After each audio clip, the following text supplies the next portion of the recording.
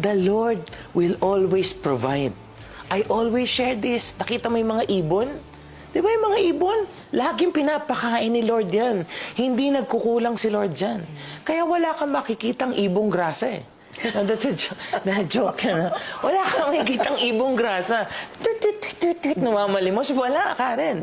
Tao meron. You know why?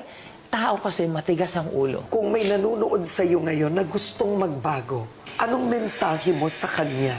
Kahit gaano nakalayo ang nabiyahe mo sa maling direksyon, pwede ka pa rin bumalik sa tama. What is your favorite Bible verse? What is your life verse? James 1:2-3.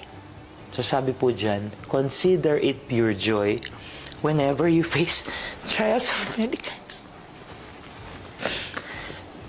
Magalak ka pa rin. Maging masaya ka pa rin.